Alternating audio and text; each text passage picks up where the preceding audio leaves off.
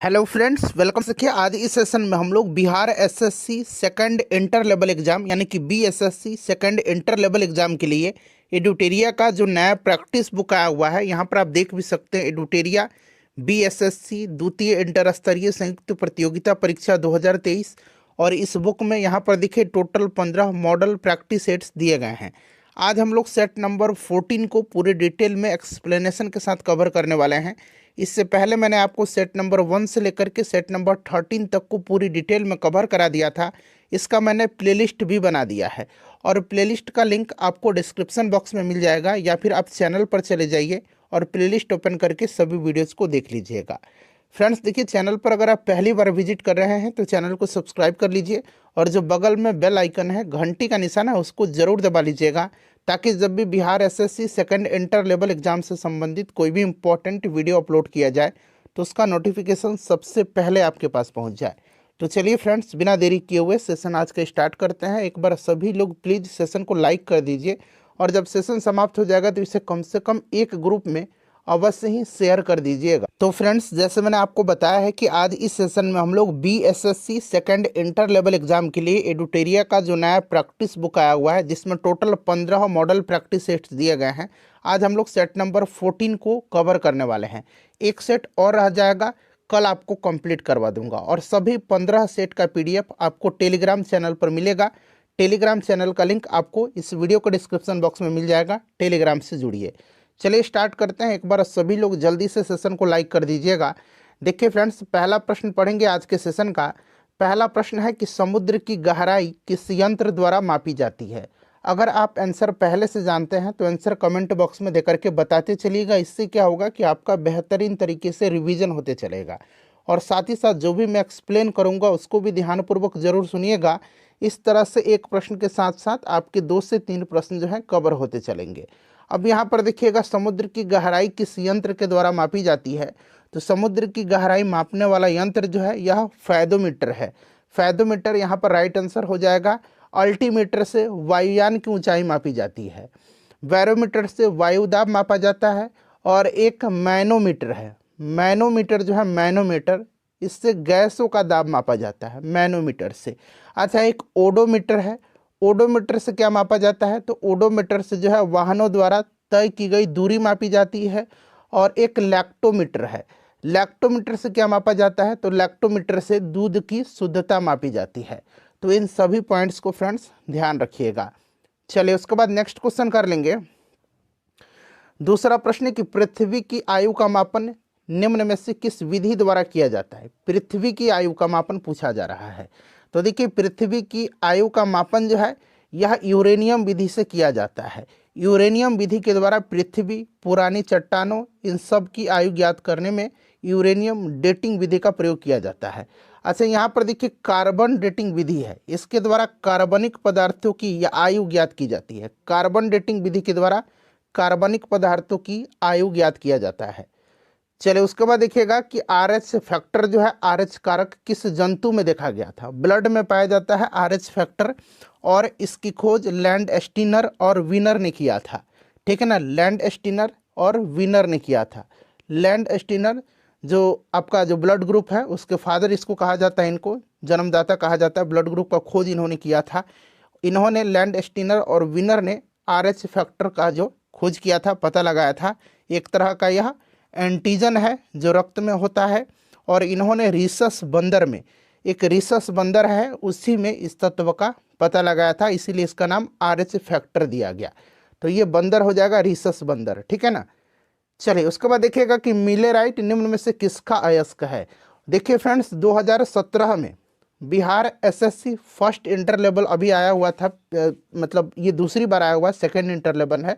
इससे पहले पहला आया हुआ था, 2017 में इसका एग्ज़ाम हुआ था और एग्ज़ाम 2 शिफ्ट में हुआ था, कैंसिल हो गया। फिर 2018 में कई बार एग्ज़ाम हुआ था। फिर फाइनली जा कर के इसका मेंस 2020 में लिया गया था। तो जितने भी first inter level Bihar SSC में हिस्ट्री के प्रश्न पूछे गए हैं उनको कल ही मैंने कवर कराया हुआ है। इसी प्रकार से मैं आपको पॉलिटी, ज्योग्राफी, साइंस, इकोनॉमिक्स, इन सबको कवर करवा दूंगा। अगर आपने हिस्ट्री वाला कल वाला वीडियो नहीं देखा है तो ज़रूर देखिएगा, लिंक आपको डिस्क्रिप्शन बॉक्स में मिल जाएगा। चलिए देखिए, मिलेराइट जो है यह किसका अयस्क है। तो मिलेराइट जो है यह अयस्क है निकेल का, निकेल यहाँ पर राइट आंसर हो जाएगा, ठीक है ना। अच्छा, एक कार्नेटाइट है, कार्नेटाइट याद रखिएगा, ये बड़ा पूछा जाता है। कार्नेटाइट, कार्नेटाइट किसका अयस्क है? तो कार्नेटाइट जो है यह यूरेनियम का अयस्क है। देखिए कशेरुक रज्जु में कितनी जोड़ियां तंत्रिका निकलती हैं? कशेरुक रज्जु में कितने जोड़ियां तंत्रिका निकलती हैं? तो देखिए कशेरुक रज्जु में 31 जोड़ियां तंत्रिका निकलती है, जिन्हें स्पाइनल तंत्रिकाएं कहा जाता है। तंत्रिकाएं हाथ पैरों की पेशियों, त्वचा की ग्रंथियों, श्रवण ज्ञानेंद्रियों आदि को मेरु रज्जु से जोड़ती है। तो यहाँ पर 31 जोड़ी यहाँ पर राइट आंसर हो जाएगा। देखिए प्रतिवर्ती क्रियाओं का नियंत्रण केंद्र कहाँ पर होता है?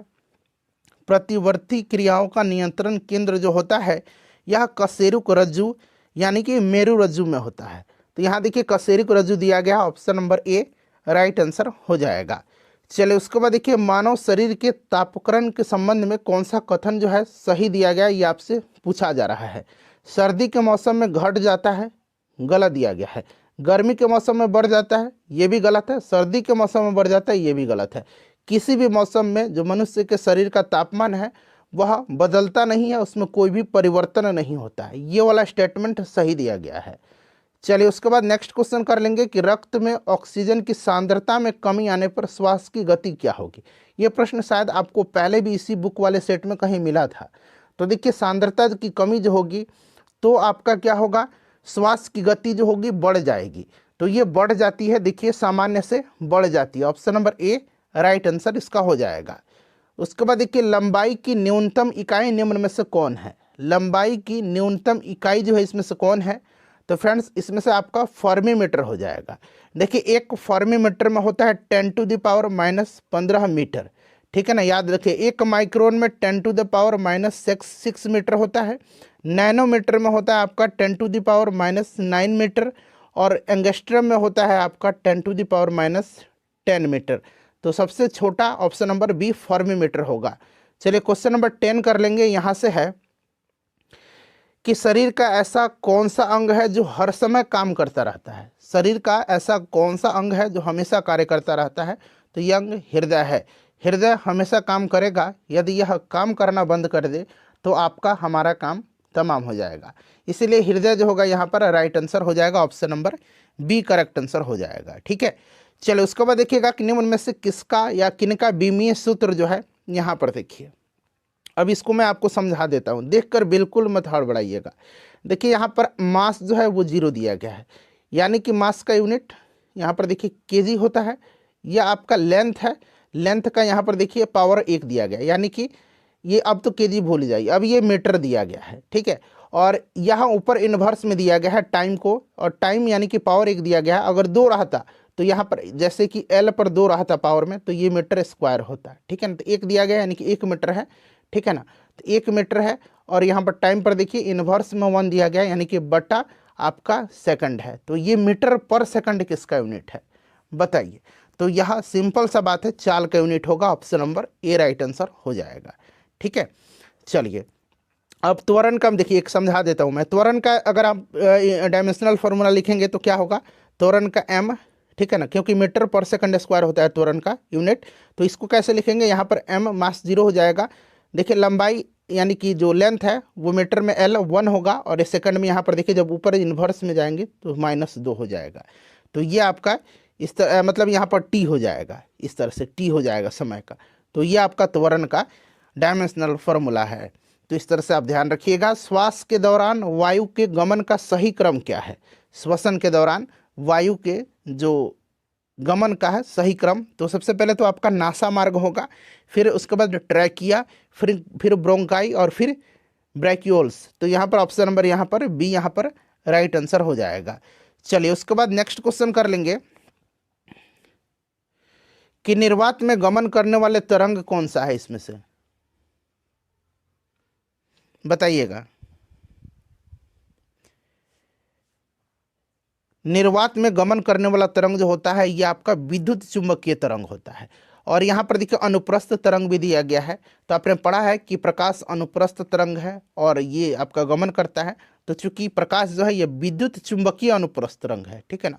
ध्वनि अनुदैर्ध्य तरंग है, ध्वनि निर्वात में गमन नहीं करती है, ये चीज आप जानते हैं, तो विद्युत चुंबकीय तरंग होगा। चलिए, निर्वात में गमन के लिए जो होती है आपको पता है ना, विद्युत चुंबकीय तरंग के लिए कोई माध्यम की आवश्यकता नहीं होती है, इसीलिए ये तरंग गमन करती है। निम्न में से कौन सा भौतिक परिवर्तन है? सिंपल सा क्वेश्चन है, भौतिक परिवर्तन इसमें से कौन सा है? चलिए, इसका आंसर आप मुझे कमेंट करके बताइएगा और सेशन के एंड में अपना स्कोर भी बताइएगा। इसका पहले कमेंट कर दीजिए, ठीक है ना, इसका सही आंसर क्या होगा। चलिए, निम्नलिखित में से किस एक के लिए केशिकत्व एकमात्र कारण नहीं है? एकमात्र कारण नहीं है। वैसे स्याही का सूखना, भूमिगत जल का ऊपर चढ़ना, सूती कपड़ों पर जल की बूंद का फैलना, पौधों की जड़ों से जल का इसके पर्ण समूह की ओर बढ़ाना, ये केशिकत्व के कारण से सब है। लेकिन केशिकत्व के अलावा कुछ और भी है, जैसे केशिकत्व एकमात्र कारण नहीं है, वो कौन सा ऑप्शन है? तो वो है पौधों की जड़ों से जल का इसके पर्ण समूह की ओर बढ़ना। ये आपके केशिकत्व के अतिरिक्त ससंजन इसके कारण भी होता है। ससंजन जो होता है, ससंजन तथा पर्ण समूह की क्रिया भी इसमें आपको देखने को मिलती है, इसीलिए ऑप्शन डी राइट आंसर हो जाएगा। बाकी में केवल केशिकत्व है। चलिए, निम्न में से कौन सा तत्व नहीं है? ये बीपीएससी में प्रश्न पूछा भी गया है, यहाँ पर आपका गैस हो जाएगा राइट आंसर, ठीक है ना। चलिए, उसके बाद देखिए, ठोस कार्बन डाइऑक्साइड को किस दाब पर संग्रहित किया जाता है? ठोस कार्बन डाइऑक्साइड बताइए। तो फ्रेंड्स देखिए, इसको किया जाता है उच्च दाब पर, ठीक है ना। ठोस कार्बन डाइऑक्साइड को उच्च दाब पर किया जाता है, CO2 को उच्च दाब पर संग्रहित किया जाता है। जब वायुमंडलीय दाब का माप 1 एटमॉस्फेयर हो तो ठोस कार्बन डाइऑक्साइड द्रव अवस्था में आए बिना सीधे गैस में परिवर्तित हो जाती है।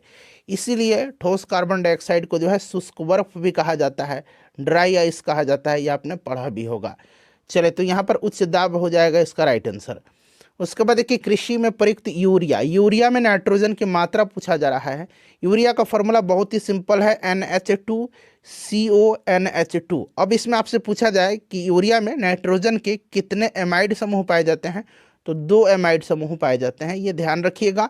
46% इसमें यूरिया होता है, ठीक है ना। चलिए, उसके बाद नेक्स्ट क्वेश्चन है हमारा, नाइट्रोजन होता है यूरिया में। निम्नलिखित में से कौन सा एक वायु प्रदूषण का जैव सूचक है? तो वायु प्रदूषण का जो है मॉस और लाइकेन आपको पता भी है, तो यहाँ पर लाइकेन दिया गया है। लाइकेन कवक और शैवाल के मिलने से बनता है, तो लाइकेन राइट आंसर हो जाएगा। दंत लवक, जिसको कि हम लोग इनेमल बोलते हैं, निम्नलिखित में से कैल्शियम के किस यौगिक से बनता है? दंत लवक यानी कि इनेमल जो है यह शरीर का सबसे कठोरतम भाग होता है और यह कैल्शियम फॉस्फेट का बना होता है, कैल्शियम फॉस्फेट का। देखिए, वाष्पीकरण के कारण शीतलता कैसे होती है? वाष्पीकरण के कारण शीतलता जो होती है, ठंडापन जो होता है, ये कैसे होता है? तो इसका कारण है द्रव्य के कण द्वारा ऊर्जा अवशोषित करने के कारण, ठीक है ना, ऊर्जा अवशोषित करने के कारण। तो यहाँ पर आपका option number B right answer हो जाएगा। देखिए, किस वैज्ञानिक ने द्रवों की विभाज्यता का सिद्धांत सर्वप्रथम प्रस्तुत किया था? द्रवों की विभाज्यता, ठीक है ना, ये सिद्धांत जो है आपको जॉन डाल्टन ने 1808 में अपने परमाणु सिद्धांत को प्रस्तुत किया था। और डाल्टन ने द्रव्यमान के संरक्षण के नियम एवं निश्चित अनुपात के नियम भी इन्होंने युक्ति संगत इन दोनों की व्याख्या भी किया था। तो ऑप्शन नंबर यहाँ पर ए राइट आंसर हो जाएगा। देखिए, निकट दृष्टि दोष में किस लेंस का उपयोग किया जाता है? अब देखिए, निकट और यहाँ पर दीर्घ, ये तो आपको भी पता होगा। तो निकट और दीर्घ, बड़ा वाला के साथ आपका बड़ा अवतल लेंस हो जाएगा, ठीक है ना, और छोटा वाला के साथ उत्तल लेंस हो जाएगा। चलिए, उसके बाद देखिएगा कि मैग्नीशियम क्लोराइड का रासायनिक सूत्र निम्न में से क्या है? मैग्नीशियम क्लोराइड, सिंपल सा क्वेश्चन है, MgCl2 होगा, क्लियर ना। चलिए, सोडियम क्लोराइड का NaCl होता है। नेक्स्ट क्वेश्चन है, तड़ित चालक का आविष्कार किसने किया था? तड़ित चालक का आविष्कार बेंजामिन फ्रैंकलिन ने किया था, ठीक है ना। तो यहाँ पर बेंजामिन फ्रैंकलिन दिया गया है, ध्यान रखिएगा। एडिसन जो है, इन्होंने विद्युत बल्ब का खोज किया था, ठीक है। चलिए, उसके बाद देखिए, आर्थिक समीक्षा 2022-23 के अनुसार भारत क्रय शक्ति समता, ठीक है ना, क्रय शक्ति समता, ध्यान से सुनिएगा, उसके संदर्भ में भारतीय अर्थव्यवस्था का क्रम क्या है? तो देखिए, भारत जो है क्रय शक्ति समता के संदर्भ में विश्व की तीसरी, क्रय शक्ति समता के संदर्भ में विश्व का तीसरी यानी कि तीसरा, और विनिमय दर के संदर्भ में अगर पूछा जाएगा तो विश्व की 5वीं सबसे बड़ी अर्थव्यवस्था है। विनिमय दर में 5वां और क्रय शक्ति समता में तीसरा है, ध्यान रखिएगा, ठीक है ना। चलिए, उसके बाद देखिएगा कि राजस्थान सरकार ने भारत के पहले वेटलैंड शहर के रूप में किस शहर को विकसित करने की योजना बनाई है? भारत का पहला है इसलिए महत्वपूर्ण है। यह शहर आपका उदयपुर है, ठीक है ना, उदयपुर हो जाएगा इसका राइट आंसर। उदयपुर को पूर्व से झीलों का शहर के रूप में भी माना जाता आ रहा है, तो ये भी याद रखिएगा, उदयपुर हो जाएगा। चलिए, लॉरियस एम्बेसडर के रूप में जो है हाल ही में किस खिलाड़ी को चुना गया है? लॉरियस एम्बेसडर के रूप में चुना गया है नीरज चोपड़ा को। नीरज चोपड़ा राइट आंसर हो जाएगा, ध्यान रखिएगा, correct answer. Neeraj Chopra javelin throw से संबंधित हैं, ठीक है ना, भाला फेंक से। चलिए, 29 नंबर क्वेश्चन है हमारा कि अक्टूबर 2023 में किसे नवरत्न का दर्जा दिया गया? अब यहाँ पर थोड़ा सा ध्यान दीजिएगा, आपका 3 प्रश्न कवर हो जाएगा। नवरत्न पूछा गया है, तो अक्टूबर 2023 में पूछा गया, तो नवरत्न यहाँ पर देखिएगा राइट्स लिमिटेड है। यह रेल मंत्रालय के तहत एक प्रमुख केंद्रीय सार्वजनिक क्षेत्र उद्यम राइट्स लिमिटेड है, इसी को जो है नवरत्न का दर्जा दिया गया। और देखिए, अभी हाल ही में इसके अलावा इरकॉन को भी दिया गया है, इरकॉन को भी दिया गया है, शायद ये अक्टूबर में ही दिया गया था, इरकॉन को भी और राइट्स लिमिटेड को भी। तो अब जो है नवरत्न कंपनी टोटल 16 हो गई है, ठीक है, ये चीज़ आप याद रखिएगा, प्रश्न सीधे पूछा जाएगा। नवरत्न की तो बात हो गई, अब बात करते हैं महारत्न की। तो अगस्त 2023 में ऑयल इंडिया लिमिटेड को जो है महारत्न का दर्जा दिया गया, तो महारत्न जो है अब 13 हो गया है, ये भी आप ध्यान रखिएगा। चलिए, महारत्न, ऑयल इंडिया लिमिटेड को, और नवरत्न पूछेगा तो राइट्स लिमिटेड, या राइट्स बना लीजिए, राइट्स लिमिटेड और इरकॉन को, इरकॉन को, ठीक है ना, इरकॉन आपने हिंदी में बहुत लोगों ने ऐसे पढ़ा होगा। चलिए, अर्जुन पुरस्कार विजेता श्री अमित का संबंध किस खेल से है? तो अमित का संबंध जो है ये बॉक्सिंग से है, बॉक्सिंग राइट आंसर हो जाएगा, option number A correct answer हो जाएगा, ठीक है ना, याद रखिएगा। अच्छा, सुशीला देवी का नाम भी याद रखना है, इनका संबंध जूडो से है, सुशीला देवी, सुशीला देवी, इनका संबंध जूडो से है। चले, किस आईआईटी के वैज्ञानिकों ने कृत्रिम हृदय तैयार किया है? कृत्रिम हृदय, तो कृत्रिम हृदय कानपुर हो जाएगा। हृदय क्या है? एक अंग है शरीर का, ठीक है, और यहाँ पर देखिए कान है, कान जो भी है एक शरीर का ही अंग है, तो इस तरह से रिलेट करके आप याद रखिएगा इसको, आईआईटी कानपुर इसका राइट आंसर हो जाएगा। चलिए, उसके बाद अगला प्रश्न है हमारा कि आईएमएफ इंटरनेशनल मॉनेटरी फंड ने वर्ष 2023-24 में भारत का जीडीपी वृद्धि दर कितना अनुमानित किया है? अब यहाँ पर आप लोगों का कन्फ्यूज़न होगा, दूर करता हूँ।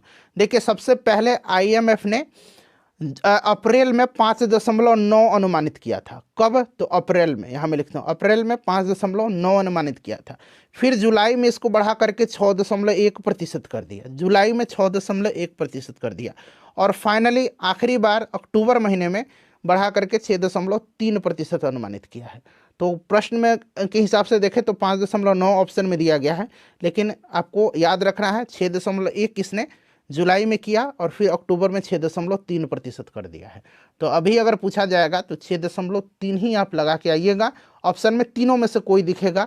5.9 भी याद रखना है, 6.1 भी याद रखना है। देखिए, 2-2 पॉइंट 2-2 बढ़ रहा है, बढ़ रहा है ना, 9 नहीं, हाँ 6.1, और फिर यहाँ पर देखिए 6.3, तो इस तरह से याद रखिएगा। देखिए, आरोग्य मैत्री योजना का शुभारंभ केंद्र सरकार के द्वारा कब किया गया? आरोग्य मैत्री योजना का शुभारंभ प्रधानमंत्री नरेंद्र मोदी जी ने किया था। कब किया था? तो 13 जनवरी 2023 को, 13 जनवरी 2023 को। और इस योजना के तहत भारत प्राकृतिक आपदाओं या मानवीय संकट से प्रभावित किसी भी विकासशील देश को आवश्यक चिकित्सा सामग्री उपलब्ध करा सकेगा, ये भी आप ध्यान रखिएगा। देखिए, प्लास्टिक उत्पाद बैग पर प्रतिबंध लगाने वाला विश्व का पहला देश कौन बना है? प्लास्टिक जो उत्पाद बैग हैं उन पर प्रतिबंध लगाने वाला, तो सुपर मार्केट में अपने प्रतिबंध लगा दिया था न्यूजीलैंड ने। न्यूजीलैंड पहला कंट्री है। न्यूजीलैंड के प्रधानमंत्री का नाम याद रखेंगे, क्रिस्टोफर लक्सन है, ठीक है ना। चलिए, उसके बाद देखिए, रेलवे सुरक्षा बल का नया महानिदेशक किसे बनाया गया है? रेलवे सुरक्षा बल का, ध्यान रखिएगा, रेलवे बोर्ड का नया अध्यक्ष और सीईओ बनाया गया है किसको? तो जया वर्मा सिन्हा को। ये पहली महिला हैं जो रेलवे बोर्ड की अध्यक्ष बनी है, इस चीज़ को भी आप नोट डाउन करिएगा, ठीक है ना। तो रेलवे सुरक्षा बल का महानिदेशक बने हैं मनोज यादव, मनोज यादव राइट आंसर हो जाएगा। एक पंचायत एक खेल का मैदान योजना जो है, इसकी शुरुआत किस राज्य के द्वारा किया गया है? तो इस योजना का शुरुआत जो किया गया है केरल राज्य के द्वारा किया गया है, ठीक है ना, केरल यहाँ पर राइट आंसर हो जाएगा इसका। पुस्तक स्मोक एंड एसेस जो है, इसके लेखक कौन है? ये ऑलरेडी मैंने कई दफ़ा आपको बताया भी है डिस्कशन के क्रम में, तो ये अमिताभ घोष हैं, अमिताभ घोष राइट आंसर हो जाएगा, ठीक है। चलिए, विश्व महासागर दिवस, वर्ल्ड ओशियन डे जो है ये प्रतिवर्ष कब मनाया जाता है? तो प्रत्येक वर्ष जो है ये 8 जून के दिन मनाया जाता है। 2023 में इसका थीम था planet ocean the tides are changing, ठीक है ना, तो याद रखिएगा 8 जून यहाँ पर राइट आंसर हो जाएगा। चलिए, उसके बाद नेक्स्ट क्वेश्चन है हमारा कि 80वां गोल्डन ग्लोब पुरस्कार 2023 में किसे सर्वश्रेष्ठ फिल्म का खिताब मिला है? 80वां गोल्डन ग्लोब पुरस्कार 2023 में, तो गोल्डन ग्लोब में दिया गया है द फेबलमैन्स को, द फेबलमैन्स को दिया गया है। और आपको भी पता है कि 2023 में जो है ऑस्कर दिया गया था everything everywhere all at once को, ठीक है ना। ध्यान रखिएगा, राष्ट्रीय बाल विज्ञान कांग्रेस का आयोजन 2023 में कहाँ किया गया? अब यहाँ पर ध्यान से सुनिएगा, कन्फ्यूजन होगा आपको। एक आपका राष्ट्रीय बाल विज्ञान कांग्रेस है और एक भारतीय विज्ञान कांग्रेस है। एक क्या है? भारतीय विज्ञान कांग्रेस है, विज्ञान कांग्रेस है, ठीक है, भारतीय विज्ञान कांग्रेस है। तो भारतीय विज्ञान कांग्रेस का 2023 में 108वां संस्करण आयोजित किया गया था। कहाँ पर? तो नागपुर में, ये याद रखिएगा। और राष्ट्रीय बाल विज्ञान कांग्रेस का 2023 में आयोजन किया गया था अहमदाबाद में। ये इसका 30वां संस्करण था राष्ट्रीय बाल विज्ञान कांग्रेस का। तो ये इस तरह से आपको याद रखना है, ठीक है ना। चलिए, उसके बाद नेक्स्ट क्वेश्चन है कि अंतरिम सरकार 1946 में गठित हुआ था, उसमें मंत्री और उसके विभाग का सही मिलान करना है। और नीचे यहाँ पर कूट दिया गया है, इससे आंसर चुन करके बताना है। तो पहला ये मिलान कर लेते हैं। सरदार पटेल क्या थे? तो सरदार पटेल गृह और सूचना प्रसारण मंत्री थे। तो कहाँ पर दिया गया है? गृह मंत्रालय यहाँ पर दिया गया है। डॉक्टर राजेंद्र प्रसाद खाद्य एवं कृषि मंत्री थे, ये बार बार पूछा जाता है, ठीक है। जगजीवन राम जो थे ये श्रम मंत्री थे, तो यहाँ पर श्रम विभाग दिया गया। और लियाकत अली खां वित्त मंत्री थे।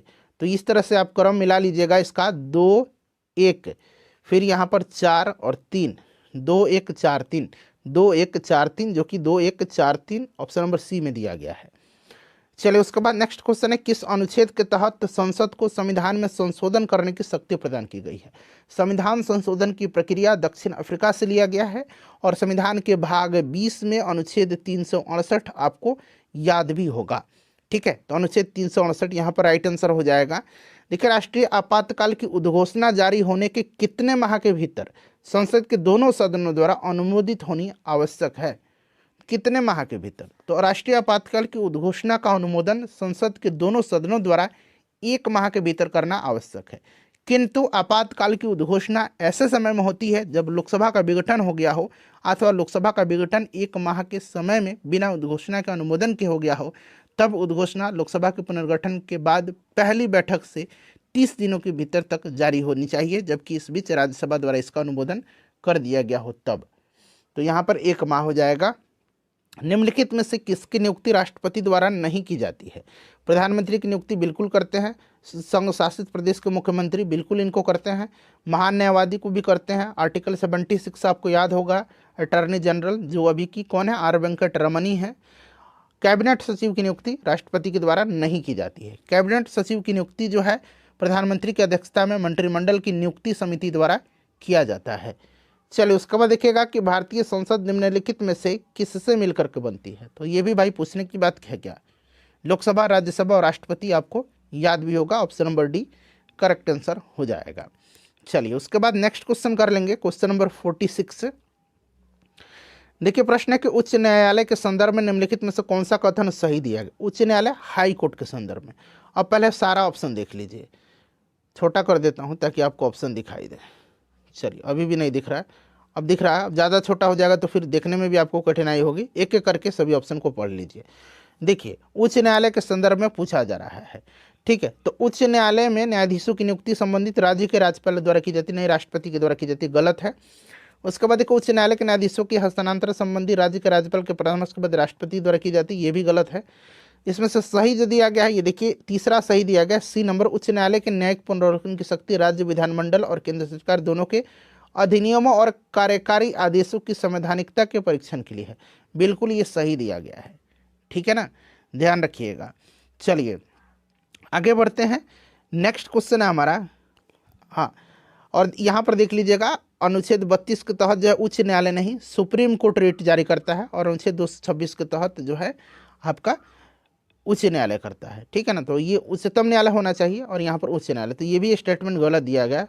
राष्ट्रीय विकास परिषद जो है इसके अध्यक्ष निम्नलिखित में से कौन होते हैं? राष्ट्रीय विकास परिषद की अगर हम बात करें तो इसका स्थापना 1952 में किया गया था और इसके अध्यक्ष जो होते हैं ये प्रधानमंत्री होते हैं।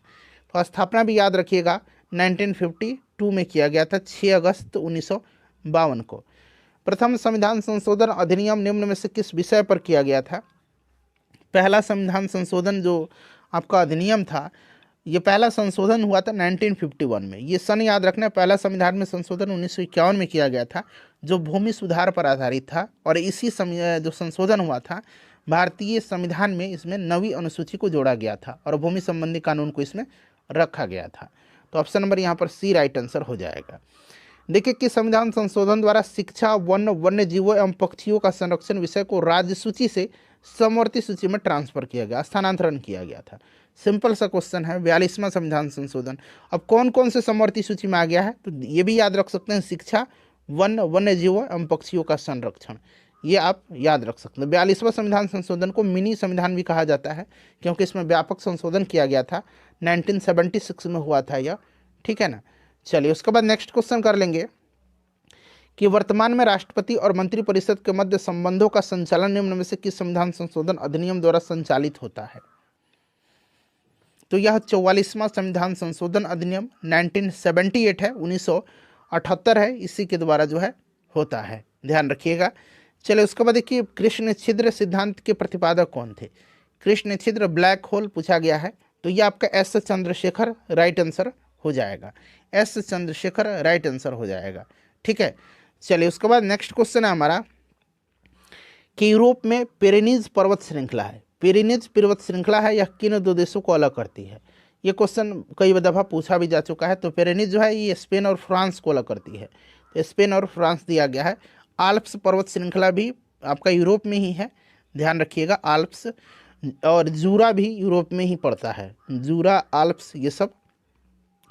निम्नलिखित में से कौन भारत का पहला स्वदेशी प्रयास से बना परमाणु विद्युत केंद्र है? स्वदेशी प्रयास से, तो पहला स्वदेशी प्रयास से बना है कल्पक्कम।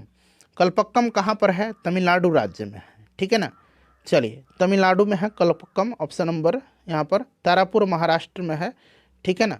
चलिए उसके बाद नेक्स्ट क्वेश्चन कर लेंगे कि निम्नलिखित पर्वतीय जो दर्रा हैं, यहाँ दर्रो लिख दिया गया, इस तरह से दर्रो होना चाहिए।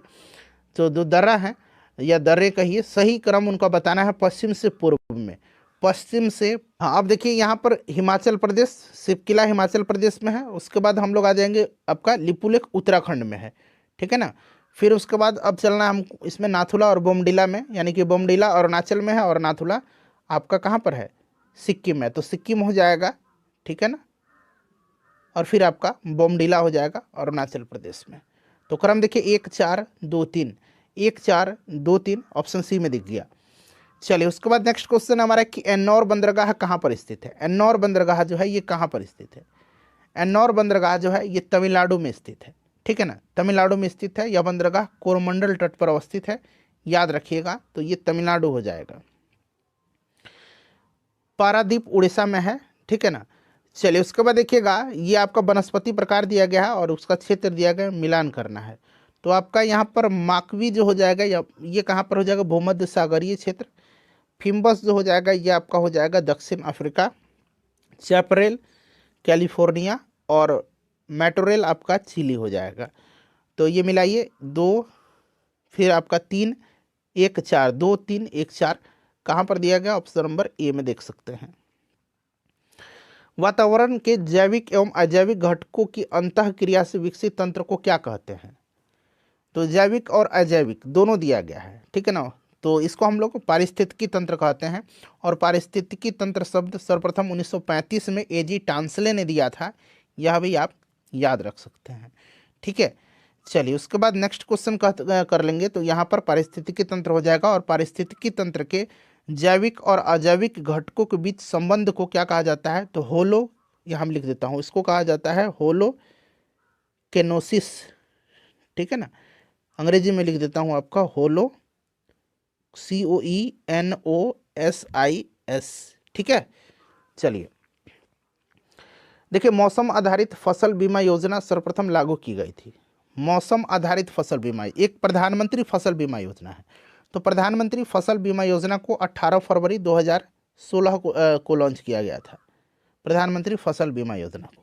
ये मौसम आधारित फसल बीमा योजना है, सर्वप्रथम लागू किया गया था 2007 में कर्नाटक में, ठीक है ना, कर्नाटक राइट आंसर हो जाएगा।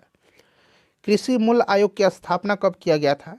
कृषि मूल्य आयोग की, तो कृषिगत उपज की कीमत पर सरकार को सलाह देने के लिए 1965 में कृषि मूल्य आयोग की स्थापना किया गया था, 1965 में। फिर क्या हुआ, 1985 में जो है इसका नाम चेंज किया गया और कृषि मूल्य आयोग का नाम बदल करके कृषि लागत और मूल्य आयोग रखा गया, कृषि लागत एवं मूल्य आयोग। मौद्रिक नीति है, मौद्रिक नीति क्या है? तो राजकोषीय नीति का पूरक है। मौद्रिक नीति राजकोषीय नीति का पूरक होता है, ठीक है। और मौद्रिक नीति ऐसी प्रक्रिया होती है जिसकी मदद से आरबीआई अर्थव्यवस्था में पैसे की आपूर्ति को नियंत्रित करता है। नेक्स्ट क्वेश्चन, इनमें से कौन सा एक वित्तीय समावेशन की प्रक्रिया की सफलता में बाधक है? तो निम्न आय बिल्कुल, निरक्षरता भी है और बैंक शाखाओं का अभाव भी है। तो उपरोक्त सभी राइट आंसर हो जाएगा। ये पूछा गया प्रश्न है किसी एग्जाम में, बिहार में। भारत में मुद्रास्फीति के संदर्भ में निम्नलिखित कथनों में से कौन सा कथन सही दिया गया है? तो यहाँ मैं सीधे आपको आंसर बता देता हूँ कौन सा कथन सही है। तो ऑप्शन सी हो जाएगा, घटा हुआ मुद्रा परिचालन मुद्रास्फीति के नियंत्रण में सहायता होता है। ऑप्शन नंबर यहाँ पर सी राइट आंसर हो जाता है। मुद्रास्फीति अर्थात मुद्रा का प्रसार जब अर्थव्यवस्था में ज़्यादा हो जाता है तो मुद्रास्फीति की स्थिति जो होती है उत्पन्न होती है। चलिए, भारत में मुद्रा गुणक को परिभाषित किया जाता है। भारत में मुद्रा गुणक को बृहद या स्थूल मुद्रा कहिए, बृहद कहिए या स्थूल मुद्रा कहिए। बृहद यहाँ पर देख सकते हैं दिया भी गया है, बृहद या स्थूल मुद्रा और आरक्षित मुद्रा। बृहद या स्थूल मुद्रा को M3 से और आरक्षित मुद्रा को MO से, ठीक है, इसका अनुपात में निरूपित करते हैं। तो यहाँ पर आप देख सकते हैं बृहद मुद्रा और आरक्षित मुद्रा, यानी कि ऑप्शन नंबर बी यहाँ पर राइट आंसर हो जाएगा। चलिए, उसके बाद देखिए 11वीं पंचवर्षीय योजना में निरूपित समावेशी विकास निम्नलिखित में से किस एक को सम्मिलित नहीं करता? तो ये पूंजी बाजार का सशक्तिकरण करना, और 11वीं पंचवर्षीय योजना 2007 से 2012 तक रहा था और 2012 में आखिरी पंचवर्षीय योजना 12वीं पंचवर्षीय योजना इम्प्लीमेंट किया गया था। चलिए, उसके बाद नेक्स्ट क्वेश्चन करेंगे कि मार्च 1931 में भगत सिंह, राजगुरु और सुखदेव की फांसी के विरोध में आरा में किसके नेतृत्व में विशाल जनसभा आयोजन किया गया था? 23 मार्च 1931 को भगत सिंह, राजगुरु और सुखदेव की फांसी के विरोध में आरा में जो आयोजित किया गया था सभा, उसका नेतृत्व कुसुम कुमारी देवी ने किया था। तो यहाँ पर कुसुम देवी दिया गया है। चलिए, निम्नलिखित में से किस समिति का गठन देशी रियासतों के लिए किया गया था? देशी रियासतों के लिए गठित किया गया था बटलर समिति। इसका गठन 1927 में लॉर्ड इरविन ने किया था, ठीक है ना। तो बटलर समिति राइट आंसर हो जाएगा। हिल्टन यंग कमेटी आपको याद है, इसी की सिफारिश पर आरबीआई के जो है स्थापना किया गया था। ब्रिटिश शासन के दौरान कौन सी भू राजस्व व्यवस्था सबसे ज़्यादा क्षेत्रों में लागू की गई थी? तो यह रैयतवाड़ी व्यवस्था है। रैयतवाड़ी व्यवस्था, टॉमस मुनरो ने भारत में रैयतवाड़ी व्यवस्था का प्रारंभ व्यापक स्तर पर किया था और इस व्यवस्था में कर्नल रीड और एल्फिस्टन भी जुड़े हुए थे। तो ये भी आप ध्यान रखिएगा, ठीक है ना। तो ये रैयतवाड़ी व्यवस्था, स्थायी बंदोबस्त कॉर्नवालिस ने लागू किया था। निम्नलिखित विद्रोह का कालक्रम अनुसार कौन सा विकल्प सही व्यवस्थित है? तो सबसे पहले तो सब विद्रोह का ईयर जानना पड़ेगा, वर्ष जानना पड़ेगा। तो देखिए, सन्यासी विद्रोह यहाँ पर ऑप्शन बी सही होगा। सन्यासी विद्रोह जो हुआ था यह आपका 1763 से 1800 ईस्वी के दरमियान हुआ था, ठीक है ना।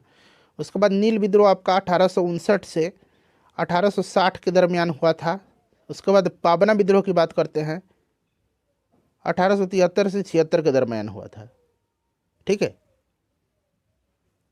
चलिए, उसके बाद और भी विद्रोह शायद दिया गया है। उसके बाद यहाँ पर आप देख सकते हैं फकीर विद्रोह कहीं दिख रहा है क्या? नहीं, यही तीनों है। तो ऑप्शन यहाँ पर बी राइट आंसर हो जाएगा। भारत में प्रकाशित होने वाला समाचार पत्र बंगाल गजेट के प्रकाशक कौन थे? बंगाल गजेट का प्रकाशन 1780 में कोलकाता से जेम्स ऑगस्टस हिक्की ने किया था, जेम्स ऑगस्टस हिक्की ने। चलिए, विलियम जोन्स ने the Asiatic Society of Bengal की स्थापना किया था, याद रखिएगा। वारेन हेस्टिंग के समय की ये घटनाएं हैं। देखिए, अरुंडेल कमेटी जो थी 1906 में गठित की गई थी, निम्न में से किसकी सिफारिश किया था? अरुंडेल कमेटी का गठन लॉर्ड मिंटो ने किया था और इन्होंने जो है सिफारिश किया था बंगाल विभाजन को रद्द करके विभाजित बंगाल को पुनः संयुक्त करने के लिए। तो यहाँ पर देखिए, विभाजित बंगाल को पुनः संयुक्त करने के लिए, ठीक है। चलिए, निम्नलिखित संस्थाओं को उनके स्थापना के आधार पर क्रमवार सजाएं। अच्छा, इंडियन लीग की स्थापना की बात करते हैं तो इंडियन लीग की स्थापना 1875 में शिशिर कुमार घोष ने किया था। मद्रास महाजन सभा की स्थापना जो है 1884 में वी राघवाचारी, जी सुब्रमण्यम और आनंद चार्लू ने किया था। उसके बाद बॉम्बे एसोसिएशन की बात करते हैं तो 1852 में इसकी स्थापना दादा भाई नौरोजी ने किया था। और इंडियन एसोसिएशन की स्थापना 1875 में, इंडियन एसोसिएशन के 1876 में सुरेंद्र नाथ बनर्जी और आनंद मोहन बोस ने किया था। तो ये क्रम आप लगा लीजिए, सबसे पहले तीसरा, फिर आपका पहला, फिर आपका हो जाएगा चौथा, फिर आपका हो जाएगा दूसरा। Option number B right answer हो जाएगा। निम्न में से किस शासक ने गुलरुखी नाम से कविताओं की रचना की? गुलरुखी नाम से कविताएं लिखता था कौन? तो सिकंदर लोदी। याद रखिएगा, option number A right answer हो जाएगा। चलिए 73 नंबर क्वेश्चन है हमारा कि निम्न में से कौन सा युग्म सुमेलित नहीं है? एक तरफ स्थल दिया गया है और एक तरफ किस नदी के किनारे थे? सिंधु सभ्यता का स्थल। तो इसमें से आप देख सकते हैं मोहनजोदड़ो, सिंधु, कालीबंगा, घग्गर। रोपड़ जो है ये चेनाब के किनारे नहीं है, रोपड़ जो है ये सतलज के किनारे है। बाकी कोट दीदी, सिंधु, ये भी सही है, तो गलत है ऑप्शन नंबर सी। चंदावर के युद्ध किस किस के बीच हुआ था? चंदावर का युद्ध जो है याद रखिएगा ये 1194 में हुआ था। किसके बीच? तो मोहम्मद गौरी और जयचंद के बीच में हुआ था। तो ऑप्शन नंबर यहाँ पर मोहम्मद गौरी और जयचंद के बीच हुआ था। मोहम्मद गौरी की जीत हुई थी, जयचंद हार गए थे। आखिरी क्वेश्चन है, इन 75 प्रश्नों में से अपना स्कोर बताइएगा, ठीक है ना। आपको पता है कि 75 से आगे 76 से 150 तक में जो है मैथ रीजनिंग के प्रश्न होते हैं। निम्नलिखित चीनी बौद्ध यात्रियों में सबसे बाद में भारत में यात्रा किसने की थी? सभी का पीडीएफ आपको टेलीग्राम पर मिल जाएगा, टेलीग्राम से जुड़िए, लिंक डिस्क्रिप्शन में आपको मिलेगा। तो ये आपका Itsing right answer option number B हो जाएगा।